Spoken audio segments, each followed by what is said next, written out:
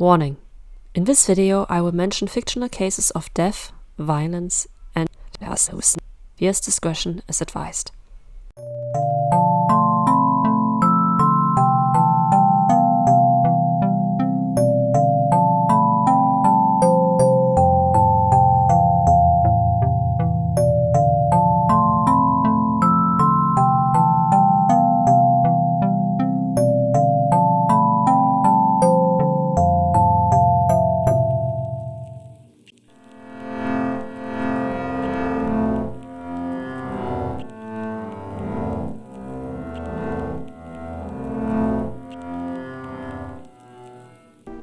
Originally, I only wanted to make a video about Bad at Night, and then I realized that this was part of a series. Damn it. Well then, let's just start from the beginning. Bad at Night got released in 2012 and was soon followed by 3 sequels that continued to tell the story, which was also adapted as a manga. Though in this video I will not consider the manga since I didn't read it myself yet. The music as well as the music videos have been created by Team OS, which includes Hitoshizuku P, Yama, Suzunosuke, TSO and Wawa. Also, the artist Tidari is mentioned as being the one behind the character designs. With that out of the way, let's start with the first track, Bad at Night.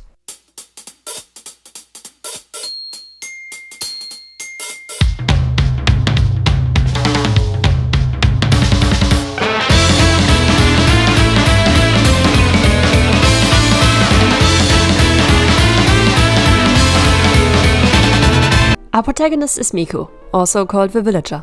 She travels alone through the forest at night, with a mission to deliver a letter. She ends up at a mysterious house, meeting the owners Kaito and Maiko, the daughter Luka, butler Gakpo, maid Gumi, and the 2 speaking dolls named Rin and Len. The villager is allowed to stay overnight, things lead to a party, and then they all go to bed. When the villager awakes, she notices that the clock is still showing 4 minutes until midnight. Our girl gets scared and decides to look for a hiding place, but comes across a secret room filled with coffins. I mean, what else are you supposed to have in the secret room? Would have been too nice to have it filled with puppies or something. When the members of the house notice that, they ask her to stay longer, since they are all performing a play. Our villager is the protagonist and she's supposed to find the key to unlock the happy ending. Miku asks the others for help, but they won't let her go until the play is over. Driven mad by desperation, the villager grabs the clock hands, telling herself that these have to be the keys, and thinking that if she kills everyone, they can end the play that way. Also, I want to mention that this line is important. It's translated to founded. You will see later why it is important. Well, Miku fulfills her crazed idea and kills everyone in the house, admitting that she actually starts enjoying herself. At the end, we see a lonely figure coming to the clock, picking up the girl's letter with the words, "Tonight was a great show," while also starting to cry.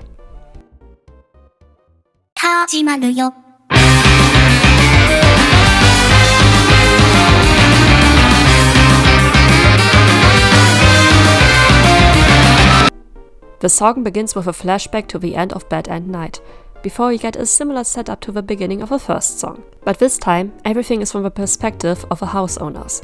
Once the party is over and the girl left to go to sleep, the maid and the butler notice that the clock stopped working, this time 3 minutes before midnight. Next, the dolls notice that the girl isn't in her bedroom, and then they discover that a page in their script has been ripped out. Everyone starts looking for the missing page, discussing what might have been its content. Soon they conclude that the girl might have ripped them out, since it might reveal something about her she wants to hide. That's when the girl enters with a line. She kills everyone once again, but the song continues and reveals that if she wants to gain the true ending, she has to make things even more hectic. The girl begs for the night to repeat itself, so she can do it right from the beginning, but time runs out and the play ends. The unknown watcher from before ends the song, while also demanding a better end next time.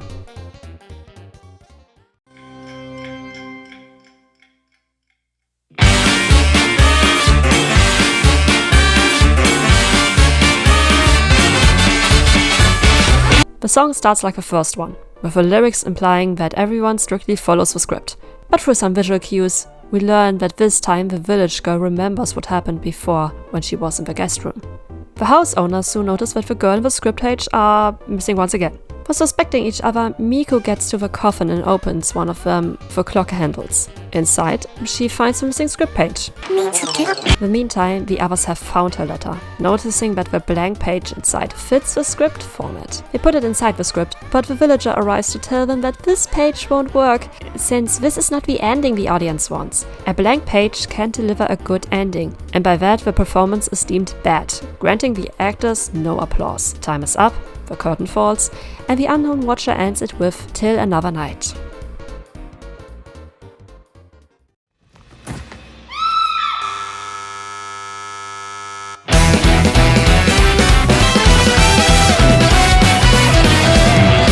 The last song is split in two parts. The first one explaining how everything began, the second one delivering a conclusion. We first learn, thanks to an extra kanji in the subtitles, that all of the house's inhabitants are really just actors. Miku is shown falling before the title sequence set in. The actual song starts like a performance, the house owners letting the villager in to stay overnight. Again, there's a party, but while dancing, Miku breaks the glass on the oh-so-important clock. There's a cut to when the girl wakes up, but this time when meeting the dolls, she takes note that there are indeed dolls. She realizes that the play has become reality and that no one remembers their lives outside the play, except for her. She concludes that this must have happened because of her mistake from breaking the clock, causing the time loop in general. This time, Miku decides to open the letter she carries with her, fighting the end roll.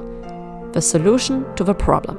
But before she can show it to the others, she listens on a conversation they have about switching her out with a dead Miku from the earlier performance.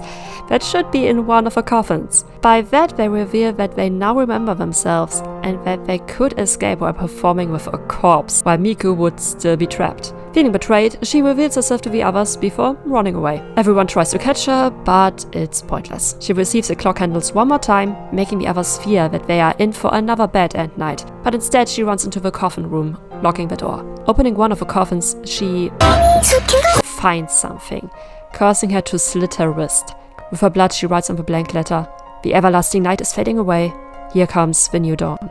The rest of the cast breaks into the room, but it's too late. They can only witness Miku taking her own life. This time, the song ends with applause and a bit of text saying "true ending." My guess is that by ending her own life and writing a new ending, she was able to send the other actors back to the real world. As said earlier, I haven't read the manga, but if we can believe the internet on this one, people say that in this one, everyone receives a happy end, even Miku.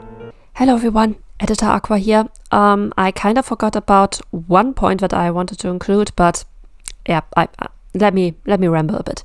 So, I have a take on this getting the best ending thing. So first of all, I want to say that my personal theory is that Miku destroyed something on the set while performing this play for the first time, maybe with actors who already had some experience, which caused the play to get cursed, which resulted in the whole cycle of suffering. And in my theory, to end the play, the characters need to achieve an ending that is satisfying to the author himself. The author being the figure in the shadow that is always commenting at the end. And since I have a bit of a writing background, I got some ideas.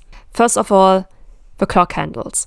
Now this might sound a bit weird, but if you come up in a creative process with a very cool idea, you want to have it included, no matter what. So yeah, our author wanted these to be included. Second of all, this is something I kinda undermined in the video, I have to admit, but repeatedly when Miku gets into the stabbing mood, even when she cuts her own wrist in the ending of a fourth song, she has a smile on her face. She's enjoying herself. It's kind of weird, but I think this is an important point. I don't think it's about bloodshed, it's really about the main character being happy with what she's doing. And yes, even if she kills herself in the end, I think she's still happy because she's freeing her friends. So yeah, that are my 2 extra crumbs to the whole thing. On with the rest of the video. I think it should be over soon. Also, I linked all the original videos on YouTube in the description. And tomorrow, we will touch upon a very well-known classic in the Vocaloid community by one of the most beloved Vocaloid producers of all time.